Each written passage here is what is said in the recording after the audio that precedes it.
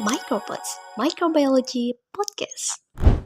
Halo Microgengs, kembali lagi bersama kami di Micropods Microbiology Podcast. Nah, gimana nih kabar Microgeng semua? Semoga kalian semua selalu diberikan kesehatan dan kelancaran ya. Apalagi di akhir-akhir ini kita udah masuk ke minggu-minggu yang sibuk kuliah. Jadwal kuliah padat, jadwal praktikum padat, dan pastinya juga banyak laprak, ya kan Kak? Ya betul banget tuh Nisa. Dan pada podcast kali ini kita kedatangan tamu yang istimewa. Jadi kita nggak cuma berdua aja nih teman-teman Microgengs, tapi kita juga ada narasumber yang super duper keren ya Nis. Iya, benar banget Kak. Beliau adalah seorang dosen di Fakultas Pertanian Universitas Gadjah Mada, tepatnya di Prodi Mikrobiologi Pertanian. Beliau adalah penerima berbagai beasiswa internasional sekaligus peneliti yang fokus pada mikrobiologi tanaman, khususnya saat ini pada pengembangan duckweed. Dan Microgengs yang gak kalah menarik, beliau ini juga punya pengalaman yang luar biasa. Beliau sudah melalang buana, punya pengalaman studi dan juga riset lintas negara, baik dari Jepang sampai ke Australia. Jadi pasti pada episode kali ini kita akan mendapatkan banyak sekali insight. Nah, sudah ada di tengah-tengah kita nih ya Kak, narasumber kita yang luar biasa, Ibu Desi Utami, Sarjana Pertanian, Master of Environmental Science PhD. Selamat datang Ibu, gimana kabarnya hari ini Bu? Terima kasih. Ya, kabar hari ini luar biasa. Jadi berpindah dari satu acara ke acara yang lain ya. Pada umumnya seorang dosen. Wah, keren sekali Ibu. Mungkin sebelum kita mulai ke podcastnya nih Ibu, kita tuh penasaran. Mungkin bisa diceritain sedikit Ibu, apa hal yang menyebabkan Ibu akhirnya mendalami di bidang mikrobiologi dan juga pertanian? Oke, baik. Mungkin itu juga related ke pertanyaannya, kenapa mau jadi dosen gitu ya di mikrobiologi. Jadi menjadi dosen atau lebih tepatnya menjadi guru besar belum tercapai ya. Itu cita-cita saya sejak SD atau bahkan TK. Nah, dari dulu waktu kecil itu ayah saya tuh sering mengajak bertanam di kebun rumah. Di situ beliau nunjukin kalau ada cacing, kemudian ada kompos, ada tanaman, bahwa mereka itu berhubungan satu sama lain. Dari situ jadi tertarik nih untuk mendalami bidang mikrobiologi. Kemudian karena ayah saya seorang guru, saya tuh melihat ayah saya tuh tidak pernah berhenti belajar. Seorang guru kan selalu ingin berkembang, memberikan pengetahuan ke murid-muridnya gitu. Dan cara ayah saya menjelaskan tentang bidang apapun ke kami anak-anaknya itu menarik gitu, kayak enak didengerin bercerita. Dari sejak kecil tersebut saya juga ingin seperti bapak saya gitu, menjadi seorang guru di kampus besar, supaya jadi guru besar gitu. Semoga Ya, belum tercapai. semoga segera tercapai ya. Oke, tadi kan Ibu cerita nih soal awal ketertarikan di dunia mikrobiologi dan pertanian itu dari ayah ya Ibu. Nah, kalau dari perjalanan studi Ibu ya, kami tuh melihat Ibu sudah menempuh pendidikan di beberapa negara, baik di Indonesia, Jepang sampai ke Australia. Nah, dari pengalaman Ibu tersebut, perbedaan apa sih Bu yang paling terasa dalam hal misalnya budaya belajar di Indonesia dengan di luar negeri itu seperti apa, atau risetnya itu berbedanya seperti apa? Oke, baik. Mungkin kalau overall memang di tiga negara ini menawarkan atmosfer yang berbeda. Tapi intinya ya untuk mendorong mahasiswa untuk belajar lebih gitu ya. Mungkin kalau bisa saya simpulkan di tiga negara ini sama-sama baiknya semua, sama-sama bagusnya, tapi mungkin ada hal spesial dari tiga negara ini ya. Kalau di Jepang, saya mulai dari Jepang dulu ya. Saya S2 di Jepang dan juga exchange waktu S1-nya juga di Jepang. Di Jepang itu well structured, semua sudah sangat jelas. Kayak kita sudah punya lab, bahkan di tahun pertama S2 sudah masuk lab. Kita masuk komunitas. Kemudian di situ tiap minggu ada yang disebut seminar progres. Jadi kayak kita menceritakan penelitian kita ke teman yang lain atau satu lab. Kemudian instruksinya jelas, yaitu dari sensei atau supervisor ke mahasiswa, atas bawah. Jadi kayak apa namanya, ya supervisor mahasiswa. Kita mahasiswa dituntut untuk selalu berkomunikasi dan manut gitu, taat kepada supervisor. Kemudian mungkin yang ketiga, selain belajar di Jepang itu, mungkin teman-teman tahu ya, di sana ada anime, kemudian ada bukan drakor ya, drama Jepang. Kemudian apa namanya, budayanya itu yang membuat saya sangat cinta dan rindu Jepang itu ya budayanya, makanannya gitu ya. Jadi kita tidak hanya belajar di lab tapi juga masuk ke kebudayaannya, makanannya. Kemudian banyak yang mungkin tidak ada di negara Indonesia itu, selain itu adalah saljunya. Tidak ada salju kan di kita kecuali di Jaya-Wijaya. Mungkin 3 hal itu mendefinisikan Jepang. Nah ternyata dulu saya pikir ya satu negara itu sudah paling maju, sudah paling semua ada di situ, sudah paling ya udahlah, udah ada di top gitu. Ternyata ketika diminta untuk berkuliah di tempat lain, dalam hal ini di University of Queensland di Australia, ternyata menemukan banyak hal lagi yang tidak saya temukan di sebelumnya. Dan saya bersyukur mendapat kesempatan yang berbeda tersebut. Nah, apa yang berbeda? Sama-sama negara maju, sama-sama kampus bagus, kampus dunia gitu ya. Bahkan di Yogyo itu 43 besar dunia. Kemudian apa yang membedakan? Nah, mungkin satu yang membedakan ya, di Australia ini writing atau speakingnya kan mereka native ya, in English. Yang tidak saya dapatkan sebelumnya, di Australia ini kemampuan menulisnya beneran diasah, beneran level titik koma, beneran level cara menggunakan referensi. Bahkan studentnya itu, misalkan kebetulan saya jadi asisten dosen di sana, kalau ngumpul laporan itu tuh yang diteliti itu bahkan sampai kamu sudah menuliskan referensi belum, bener nggak nulisnya. Kalau kemudian similarity-nya itu tidak boleh lebih dari 10%, dan kemudian dikoreksi sama dosennya itu beneran titik koma, beneran dibaca dan diberi feedback. Sedetail itu, dan itu tidak pernah saya temukan di pendidikan saya sebelumnya. Dulu saya pikir saya sudah mampu dalam bahasa Inggris, ternyata sampai sana saya jadi orang budi alias budek. Saya tidak paham bahasa Inggris dalam Australia di 2 minggu pertama saya. Kayak saya bisa ngomong, tapi saya tidak bisa mendengar gitu. Karena kan mereka aksennya di sini ya. Dan ternyata itu tidak hanya terjadi kepada saya orang Asia, orang Amerika yang juga native in English. Mereka kuliah pertama, minggu pertama ngomong, orang Australia ngomong nggak paham. Jadi kayak bahasa Inggris mereka tuh gimana ya, di sini gitu, bukan kayak Amerika. Dari kecil kan kita belajar bahasa Inggrisnya American style ya, gitu. Nah dari situ saya jadi tadi bahasa Inggris writing gitu ya. Yang kedua ternyata pindah negara itu membuka mata saya bahwa tidak cepat puas itu penting. Jadi tidak merasa udah paling bagus nih di sini, ternyata ke tempat lain we are nothing gitu somehow.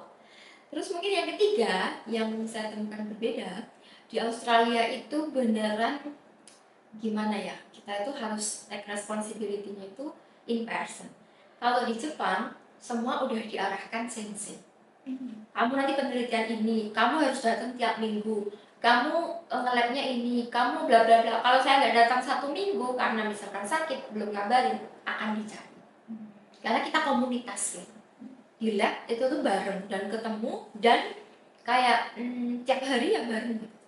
Di Australia mau bilang sebulan nggak ada yang nyari, 2 bulan nggak ada yang nyari, 3 bulan nggak ada yang nyari, setahun baru dapat email dari graduate school, gimana progresmu S3.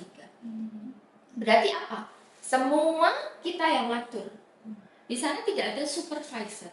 Kalau supervisor itu kan supervisor, jadi kayak atasan bawahan gitu. Kayak orang Jawa ya, atasan bawahan. Nah di Australia itu namanya advisor atau penasehat. Kita akan diberi saran kalau kita bertanya. Kalau kita tidak bertanya, kamu hilang urusan. Berarti harus inisiatif ya? Inisiatif sekali. Terus tadi dari kebiasaan di luar negeri yang seperti membiasakan untuk menulis, makanya Bu Desi sampai sekarang itu masih, kalau saya lihat di sosial media Bu Desi itu banyak menulis ya Bu, karena itu kebiasaan yang baik, mungkin bisa diterapkan gitu ya Bu. Biasanya ya, menulis apapun. Kalau mau jadi penulis besar, misalkan di publikasi gitu ya, kita tuh yang mulai dari cerita kita sehari-hari dulu. Kalau kita bisa mendefinisikan apa yang ada di otak kita dengan mudah di tulisan, mau ke publikasi yang lebih bagus, kemudian mau ke buku, mau ke hal yang lebih akademik lagi, jauh lebih mudah. Nah, Ibu kan berarti udah pernah di Jepang, di Indonesia, dan juga di Australia. Nah, tercatat nih, Ibu pernah mendapatkan banyak sekali beasiswa, termasuk dari Australia Awards John Award Fellowship. Itu kan melalui proses seleksi yang cukup ketat dan atau bahkan sangat ketat ya Bu pastinya. Nah, apa tantangan terbesar waktu Ibu sendiri tuh mendaftar beasiswa dan gimana untuk Ibu menghadapi hal tersebut? Oke, baik, pertanyaan yang sangat bagus. Jadi tercatat dari S1 sampai S3 saya mendapat 8 jenis beasiswa untuk berkuliah di dalam negeri maupun di luar negeri. Ada 8 itu. Mungkin kalau di pertanyaannya tantangan terberat itu adalah ketika jatuh harus bangkit lagi. Nah, dari 8 beasiswa ini saya tidak langsung apply dapat, tidak. Tapi semuanya harus jatuh dulu. Bahkan di 7 beasiswa, sudah dapat 7 beasiswa, harusnya ya sudah mampu lah ya, sudah dapat banyak pengalaman. sudah udah dapat 7 kali di negara yang berbeda gitu. Harusnya ke-8 ini, which is ini S3 saya, harusnya gampang lah ya, easy peasy lemon squeezy gitu kan, udah pernah dapat 7. Ternyata tidak, saya harus jatuh 3 kali untuk mendapatkan ke yang 8. Jadi kalau ditanya apa yang tantangan terbesar, mungkin ketika sudah jatuh dan harus bangkit lagi, itu adalah hal terbesar. Sebagai contoh nih, dari 7 ini untuk mendapat ke-8, ternyata saya butuh tes IELTS sebanyak 7 kali. Karena nilai writingnya kurang. Speakingnya udah oke, udah 7,5, readingnya udah aman, udah semua aman kecuali writing. Ternyata writing saya kurang. Nah, jadi jatuh, lamar LPDP nggak berhasil, kemudian lamar AAS nggak berhasil, baru AAS yang kedua baru berhasil. Untuk tetap bersemangat, disitulah yang semangatnya atau motivasinya harus tetap ada. Gitu. Oh ya Bu, sekarang kita udah mulai masuk ke riset ya Bu. Kalau ngomongin riset, ini topik menarik yang lagi Ibu tekunin itu adalah tentang Duckweed ya Bu ya. Bisa nggak sih Bu diceritain apa sih istimewanya Duckweed, kenapa Ibu memilih Duckweed, dan sebenarnya tuh potensi apa yang dimiliki Duckweed untuk pertanian maupun lingkungan gitu? Oke, baik, jadi kenapa saya tertarik Duckweed? Sebenarnya saya sudah mulai penelitian Duckweed dari 2013 ketika saya S2 di Jepang. Nah, kenapa Duckweed itu menarik? Jadi Duckweed itu kan tanaman air ya, dia sangat mudah tumbuh di air, kemudian ternyata kandungan proteinnya itu sangat tinggi, yaitu 20-45%, sangat tinggi sekali. Nah, cara budidayanya pun sangat gampang. Ibarat kata kita kasih air, kita kasih Duckweed di situ, pasti tumbuh hidup. Di kolam itu kan banyak lumpur ya, kemudian ada bakterinya, ada sinar matahari, kemudian di nutrisi di kolam itu bisa diberi kotoran hewan. Itu dalam waktu 4 hari, kalau ada 100 Duckweed, 4 hari kemudian jadi 200 Duckweed. Bisa double. Padahal sangat cepat sekali. Padahal dia proteinnya 45%. Nah, sebenarnya di Indonesia tuh banyak Duckweed ada di mana-mana, dari Sabang sampai Merauke. Tapi penelitiannya hampir belum ada, sangat minim. Kalau kita based on jurnal ya, karena tidak banyak yang mempublikasikan jurnal. Nah, di Jepang sendiri, di Thailand, di Amerika, Eropa, Duckweed itu sudah banyak sekali dikembangkan, terutama untuk produksi mendapatkan protein yang tinggi. Di tempat kita banyak stunting. anak-anak banyak kurang gizi. Kemudian pakan juga mahal sekali. Kita pakan itu masih impor, masih belum bisa menghasilkan sendiri. Nah, si David itu dapat menjawab semua tantangan itu sebenarnya kalau kita bisa mengembangkan. Di mikrobiologi sendiri dengan bimbingan Prof. Doni, Prof. Irfan, Dr. Nadiman, kami tuh punya riset yang ada 7 setidaknya tentang David. Di sini 7 itu yang pertama pengen tahu David bagaimana tumbuhnya bisa cepat dengan bantuan plant growth promoting bacteria (PGBP). Ya, udah hafal ya PGBP apa sudah? Kemudian kalau sudah bisa ditumbuhkan tuh buat apa kemudian? Nah, di sini David itu bisa dimanfaatkan kita fermentasi dengan bakteri bal gitu ya, lactic acid bacteria. Itu si David ini kan proteinnya tinggi, tapi tantangannya ada seratnya juga tinggi. Nah, itu bagus buat manusia, tapi kalau untuk pakan, untuk ayam gitu, untuk ikan kurang karena nanti digestibility-nya susah. Makanya kita fermentasi dengan bakteri unggul yang ada di lab mikrobiologi. Kemudian yang ketiga, setelah difermentasi di apa? Bisa diaplikasikan ke ayam atau ikan. Nah, ini kita kerjasama dengan Fakultas Peternakan, dengan Departemen Perikanan untuk mengembangkan pakan berbasis fermentasi David. Kemudian yang keempat, si David ini juga bisa digunakan, ternyata manfaatnya selain protein itu, dia juga untuk lingkungan. Sebagai contoh, kita tahu kalau di lingkungan itu nitrogen itu kan tidak semua bisa diserap oleh tanaman. Dia akan rilis ke lingkungan melalui runoff, hujan, atau melalui banyak siklus alam gitu ya.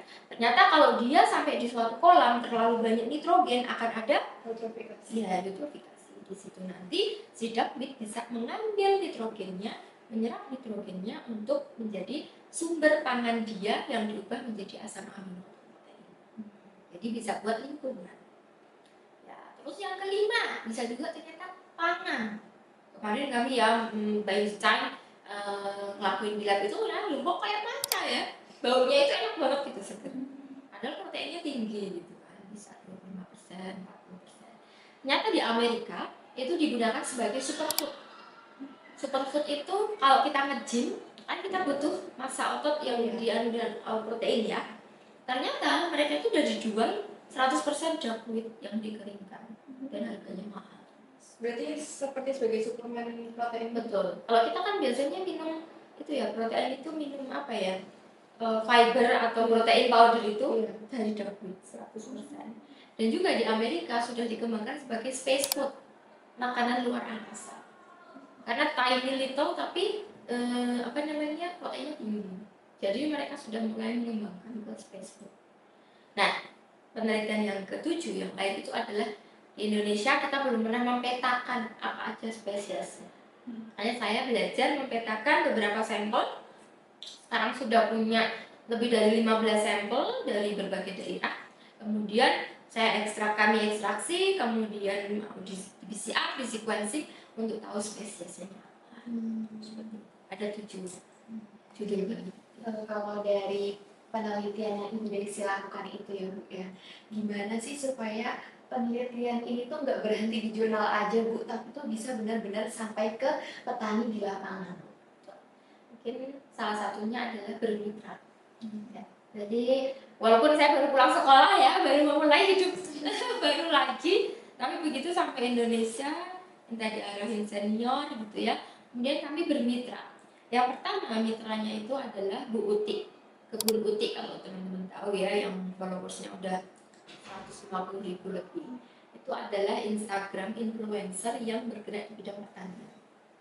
Ada beberapa konten yang kami buat bareng untuk mengedukasi peternak atau petani terkait terutama tentang David. Dari situ Ibu Uti itu mengeluhkan, Bu, kami nggak tahu banyak tentang materi atau ilmunya, tapi beliau punya followers yang ratusan ribu. Bahkan penontonnya videonya itu sebulan itu bisa sampai 30 juta. Sangat-sangat mudah untuk reach out ke community. Kami berpartnership Saya menyediakan informasinya, beliau yang menyampaikan ke community. Juga tidak hanya itu, beberapa kali diundang juga ke TV gitu ya, supaya ilmunya lebih dapat dimanfaatkan. Juga bersama Prof. Irfan, kami juga membuat video yang kemudian di-upload di kanal, karena di situ lebih banyak orang yang bisa melihat. Jadi kayak tidak hanya berhenti di laboratorium, tapi semua orang bisa akses ilmu tersebut. Tidak berhenti untuk bermitra. Walaupun hal kecil, tapi terus dilakukan ya, insya Allah menghasilkan hal yang besar. Tadi kan Ibu tuh sebagai penyedia informasi ya dari kerjasama tersebut. Nah, gimana strategi Ibu supaya efektif? Penelitiannya kan kompleks ya untuk dipahami masyarakat awam. Penyampaian agar bisa dipahami oleh masyarakat awam itu seperti apa ya? Ada yang sangat bagus. Ini sangat relate ya. Dimanapun saya sekolah, saya selalu belajar communication science gitu. Jadi belajar menyederhanakan bahasa. Mikrobiologi ruwet nggak sih? Kayak genetika, fisiologi, kemudian bioteknologi gitu. Mungkin kalau pernah di kelas saya ya, mungkin saya selalu mencoba menggunakan bahasa personifikasi atau bahasa yang mudah dipahami mahasiswa. Itu adalah salah satu hasil dari saya belajar di berbagai tempat. Sebagai contoh, ketika saya exchange di Yamagata, saya join kelas yang public speaking in science gitu. Kemudian waktu S2 di Jepang, di Hokkaido, saya belajar dari The University of Berkeley. Berkeley itu dari United States. Itu saya juga belajar gimana meramu bahasa yang kompleks menjadi sederhana. Di Australia, walaupun ibu-ibu, saat itu sudah jadi ibu-ibu, S3 sibuk sekali, tapi saya juga belajar di sana banyak tentang bagaimana berkomunikasi di sains yang mudah dipahami. Terus kemudian dikirim ke Amerika tuh dapat beasiswa juga. Di sana di Hull University, itu dekat dengan MIT dan Harvard, itu saya juga belajar lagi komunikasi, tapi yang berkaitan dengan sains. Jadi memang saya sudah mengokupasi, mempersiapkan diri, memberi bekal peralatan, gimana cara mudah menjelaskan dalam bahasa yang tidak hanya mahasiswa, tidak hanya dosen, tidak hanya peneliti, tapi orang bisa paham apa yang saya jelaskan. Memang belajar sih.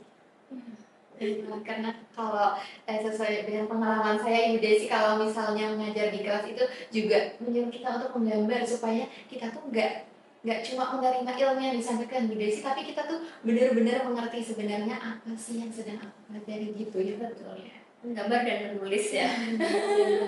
Betul sekali. Selama Ibu menuntut ilmu, itu Ibu ada mentor atau gimana Bu?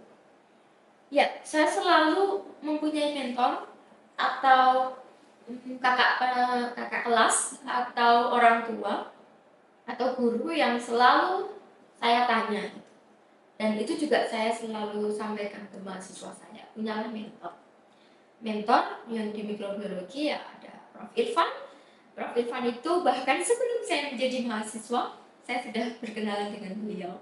Jadi karena saya diterima di UGM dan di kampus lain, kemudian bingung nih mau masuk mana. Akhirnya menemui Prof. Irfan sebelum saya masuk UGM. Saya datangi Prof. Irfan dan Prof. Doni waktu itu. Kemudian saya bertanya, apa itu mikrobiologi? Ya karena beliau dosen mikrobiologi pasti menyarankan masuklah mikrobiologi. Masuklah saya ke mikrobiologi. Dan di situ dari beliau saya dikirim ke Jepang, kemudian dari beliau juga dikirim ke Australia, exchange dan lain sebagainya. Beliau mentor tidak hanya di kampus, tapi mungkin mentor hidup juga ya. Prof. Irfan, kemudian Prof. Doni juga dalam kehidupan sehari-hari banyak bercerita gitu. Karena ternyata having a mentor itu saving our time gitu. Ternyata kita tidak perlu jatuh, tidak perlu gagal, karena sudah diceritain dulu sama mentor. Gagalnya mereka seperti apa. Jangan lakuin ini, nanti kamu gagal. Atau kamu perkuat ini supaya kamu tidak gagal. Ternyata memang sepowerful itu punya mentor.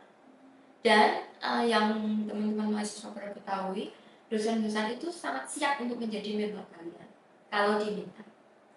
Mereka tidak akan menawarkan diri, aku jadi mentormu, nggak akan. Tapi ketika kalian boleh nggak Bu dimentori, pasti pasti mereka akan bilang, beliau akan bilang ya bisa. Jadi kalau belum punya mentor dari sekarang, punyalah mentor, karena itu yang akan menghemat waktumu dari kegagalan. Gitu. Ya, jadi tadi Ibu itu sudah disinggung mengenai kuliah di luar negeri itu melalui beasiswa ya Bu ya. Iya, Ya, betul sekali. Jadi kan Ibu sudah menerima banyak beasiswa dari berbagai lembaga internasional. Nah, dari perjalanan itu Bu, strategi atau prinsip apa sih Bu yang selalu Ibu pegang untuk menyiapkan aplikasi beasiswa dan studi lanjut?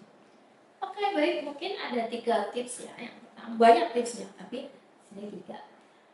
Yang pertama, tentukan tujuan. Kamu tuh apply mau ngapain sih?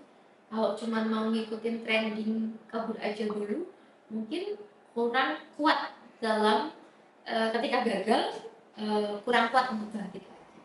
Jadi tentukan dulu kan kamu mau apa, kamu mau 5 tahun ke depan mungkin atau 10 tahun ke depan itu ingin seperti apa dan mengapa harus kuliah ke luar negeri. Karena orang-orang kalau update status tentang saat kuliah ke luar negeri itu sebenarnya yang bagus-bagus aja. Itu hanya 30% dari kehidupan mereka lah. Yang 70% itu bisa jadi yang susah-susah, tapi tidak diupload gitu. Kalau motivasimu tidak kuat, tujuanmu tidak kuat, nanti untuk mencapai ke sana itu berat. Yang pertama, tentukan dulu tujuan, kenapa harus kuliah ke luar negeri dan di negara tersebut. Nah, yang kedua nih, kalau ketika si persiapan aplikasi gitu ya, A, aplikasi, TA, tentukan tujuan, kemudian A-nya aplikasi. Aplikasi itu tidak bisa dikerjakan dalam semalam. Kita harus menyiapkan jauh-jauh hari, kemudian menyiapkan dokumennya dengan lengkap gitu. Nah, di sini ketika menyiapkan aplikasi, jangan lupa punya mentor atau reviewer atau proofreader yang akan melihat aplikasi kalian. Karena matematika tuh walaupun sudah dikerjain berkali-kali ada aja yang miss gitu.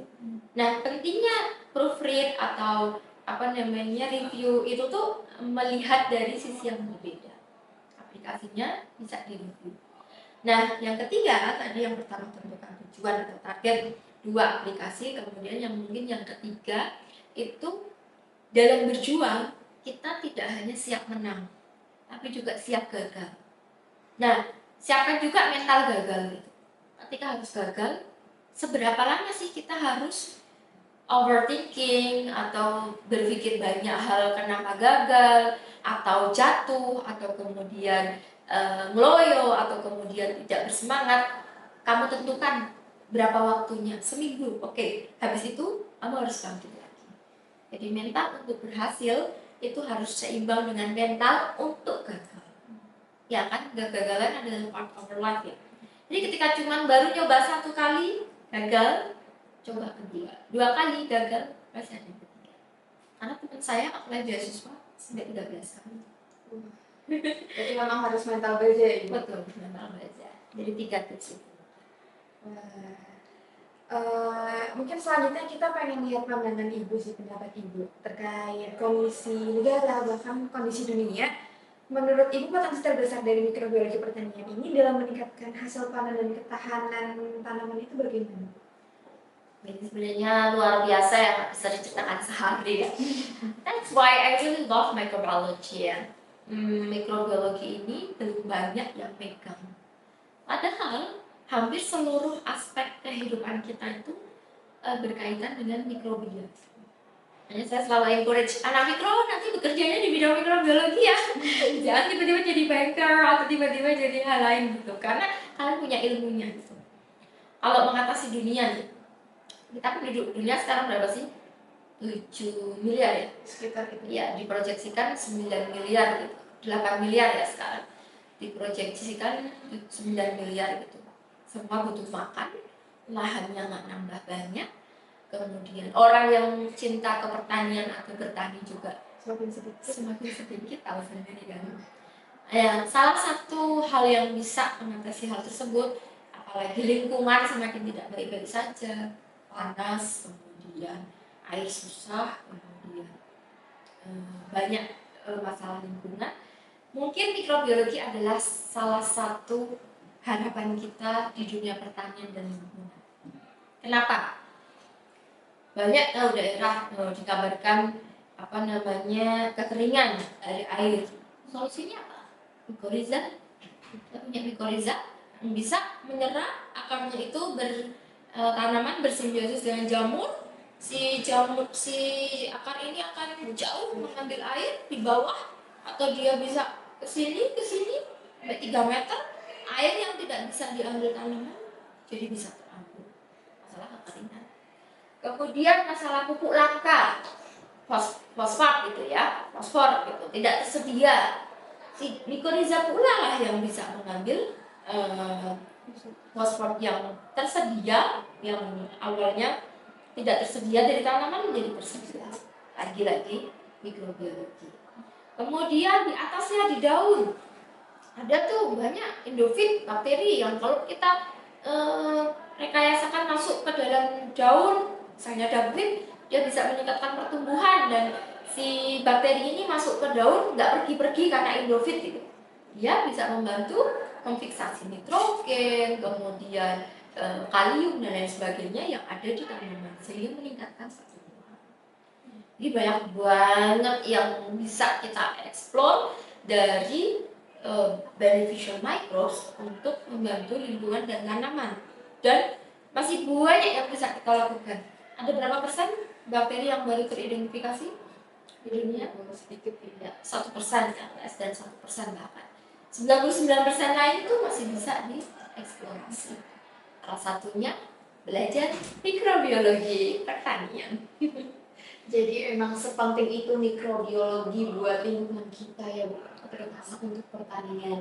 Nah dan terakhir Ibu, untuk mahasiswa atau peneliti muda yang mungkin tuh sedang bingung dengan arah karirnya, apalagi yang mungkin tuh tertarik untuk riset atau juga mengambil beasiswa ke luar negeri seperti Bu Desi tadi, khususnya kalau di bidang mikrobiologi pertanian juga ya Bu ya. Nah kira-kira apa sih pesan yang ingin Ibu sampaikan kepada mereka? Baik, kuliah ke luar negeri itu tidak hanya sekedar gengsi, tidak hanya sekedar bisa ke luar negeri, tapi itu beneran sesuatu pengalaman yang bisa mengubah hidup kita, bisa mengubah pandangan kita, dan juga bertemu dengan puluhan ribu atau jutaan orang baru lainnya. Kita ke luar negeri itu bukan mempermudah hidup, justru akan mendapat masalah yang tidak kita dapatkan sebelumnya.